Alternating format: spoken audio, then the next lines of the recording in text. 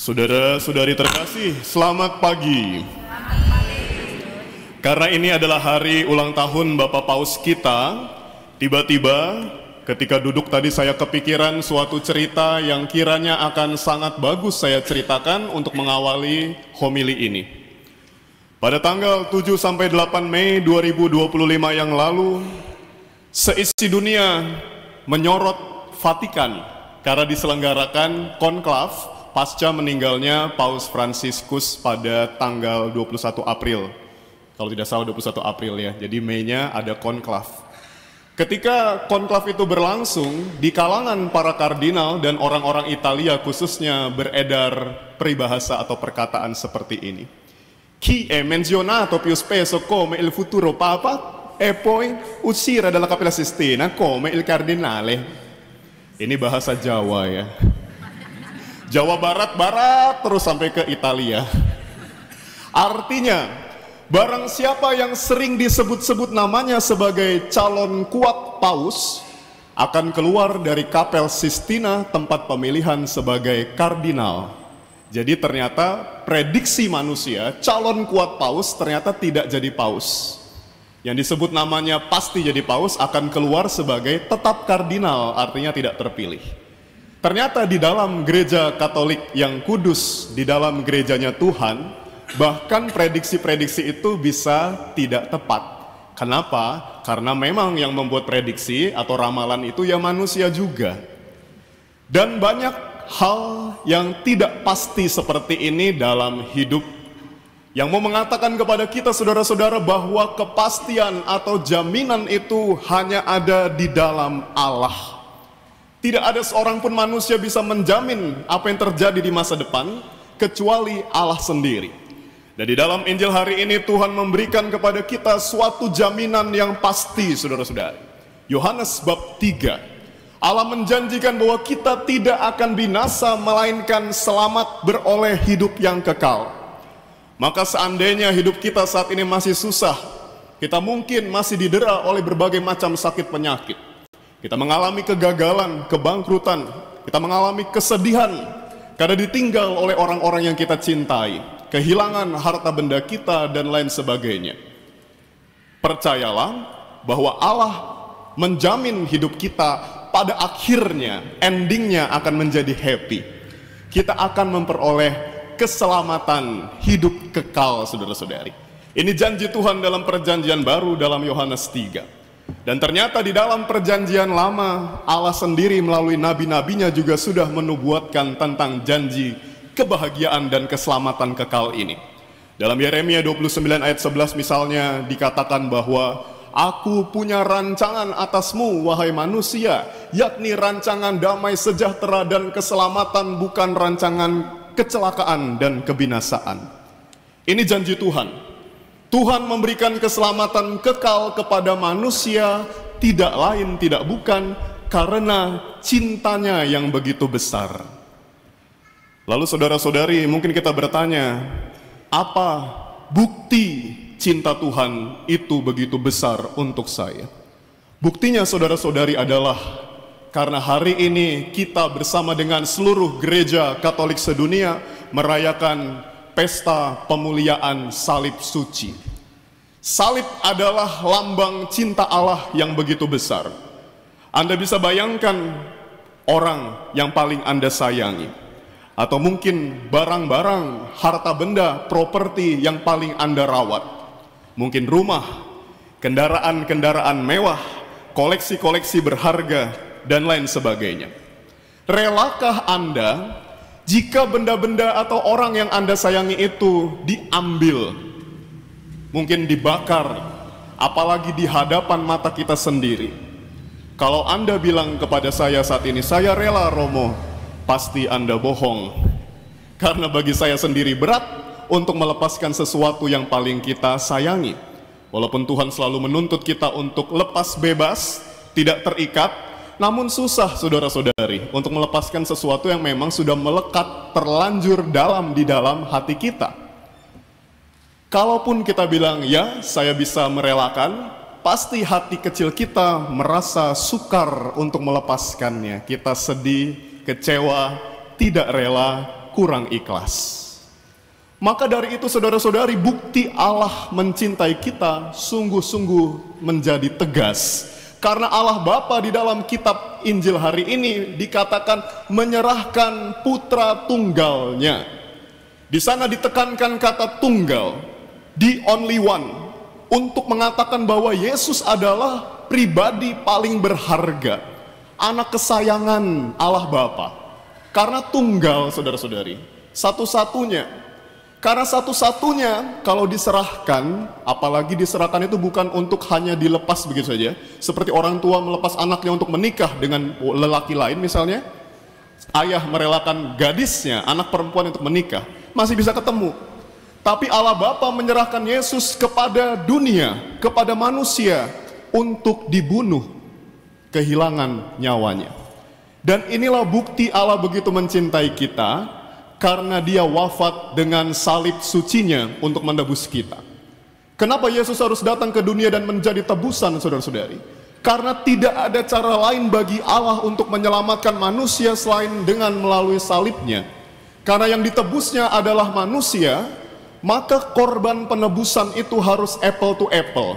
Maka Allah menjadi manusia untuk menebus kita, supaya kita yang karena dosa kita harusnya binasa atau mati. Menurut Roma 6:23, upah dosa adalah maut.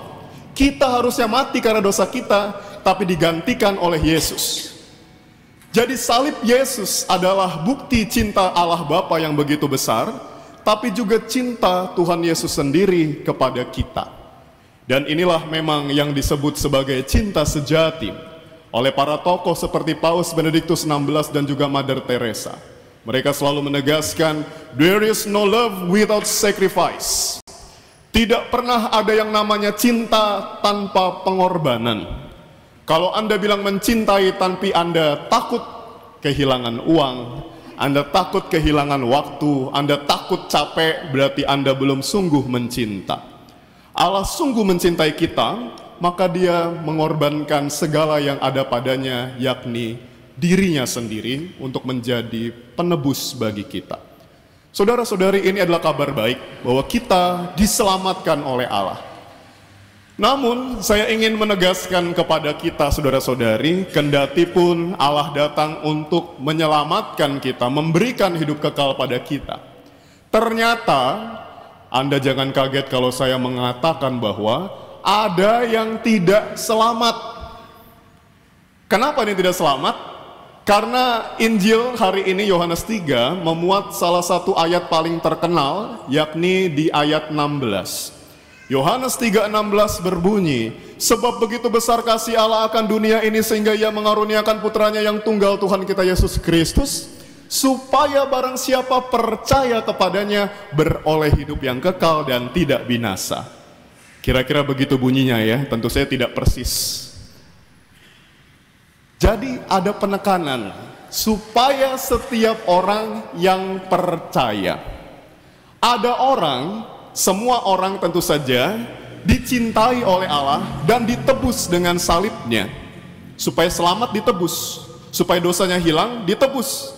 Tetapi ada yang tidak selamat. Kenapa saudara-saudari?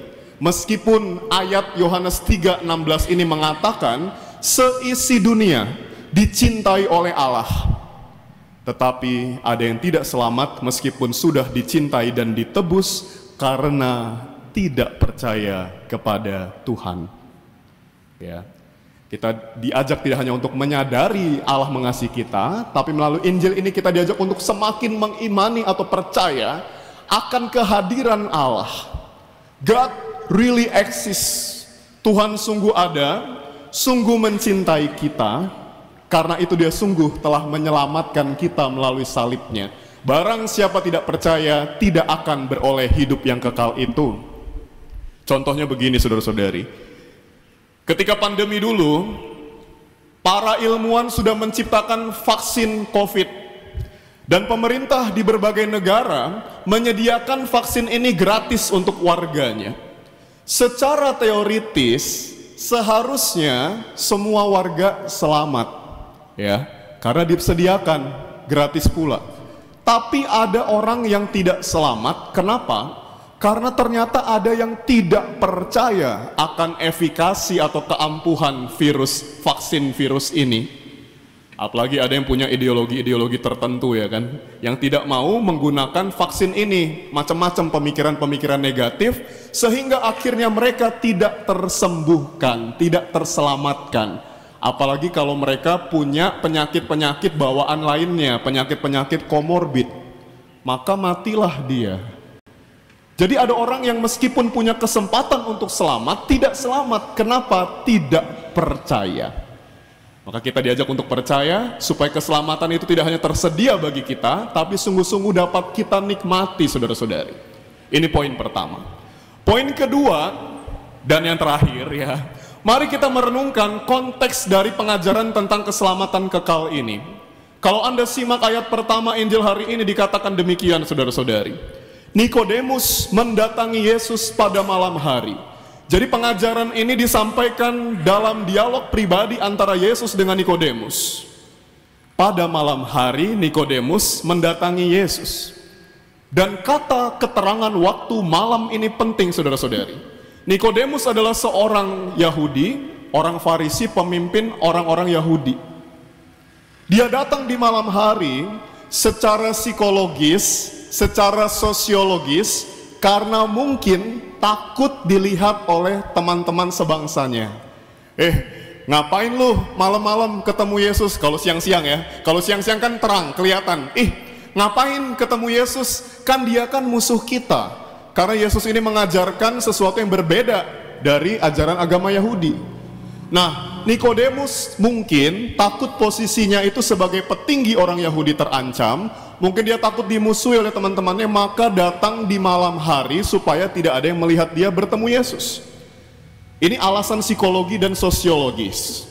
Tetapi secara teologis, saudara-saudari, keterangan malam ini penting. Kenapa? Karena malam hari ini adalah simbol ketidaktahuan manusia, simbol kegelapan pikirannya. Nikodemus yang belum mengenal Yesus berada dalam kegelapan, berada dalam kesesatan. Maka dia datang kepada Yesus yang di dalam Injil mengklaim dirinya sendiri sebagai terang dunia. Yohanes 8 ayat 12. Akulah cahaya dunia, barang siapa berjalan bersamaku tidak akan melihat kegelapan, namun terarah, karena dia bisa melihat langkah dan jalannya. Yesus adalah terang sejati, maka Nikodemus datang kepada dia di malam hari untuk memperoleh terang. Nah, maka pelajaran lain yang bisa kita petik minggu ini, saudara-saudari. Pada saat kita mengalami kegalauan dalam hidup kita, pada saat kita mengalami banyak masalah dalam hidup, jangan cari dukun, ya. Jangan lari ke tempat-tempat hiburan. Mungkin Anda merasa terhibur untuk sementara waktu, nge-fly. Tapi begitu Anda siuman, masalah akan bertambah banyak. Ada hutang, mabuk. Mungkin ketika kita mabuk, kita melakukan suatu tindakan kriminal, kita dicap negatif oleh tetangga, oleh saudara, keluarga, dan lain sebagainya. Jangan lari untuk melampiaskan kesedihan, kedukaan Anda kepada hal-hal yang negatif. Jika Anda mengalami kegalauan, mengalami masalah dalam hidup, carilah Yesus. Sampaikan pada Yesus segala keluh kesah dan dukamu, maka Anda akan seperti Nikodemus mendapatkan penerangan. Yesus berbicara panjang lebar tentang konsep-konsep yang berat. Semoga khotbah saya ini tidak terlalu berat ya. Yesus bicara kepada dia soal kebangkitan badan, soal kehidupan baru bagi orang-orang yang dibaptis, dan hari ini tentang keselamatan kekal bagi orang-orang yang percaya kepadanya. Nikodemus yang latar belakangnya bukan seorang Kristiani tentu saja bingung. Tetapi Yesus menjelaskan secara detail dan begitu sabar sehingga Nikodemus betul-betul paham. Mari kita belajar untuk selalu mencari Yesus dalam kegelapan malam kita, malam ketidaktahuan kita. Tapi juga kita belajar dari Yesus untuk berusaha menjelaskan segala sesuatu dengan sabar, secara detail, terutama kaum orang tua, supaya anak-anak Anda paham bahwa Tuhan mencintai mereka. Para guru, pendidik, ajarkan murid-murid Anda dengan sabar, supaya mereka sungguh-sungguh menemukan cinta Tuhan, bukan hanya mendapatkan banyak pengetahuan. Semoga kita menjadi semakin beriman kepada Tuhan, sebagai bentuk syukur kita bahwa kita telah dicintainya. Dan iman inilah juga yang pada akhirnya akan menyelamatkan kita. Selamat merayakan pesta salib suci. Semoga kita dapat menjadi semakin menyerupai Kristus yang rela mengorbankan diri bagi keselamatan dunia. Tuhan memberkati. Amin.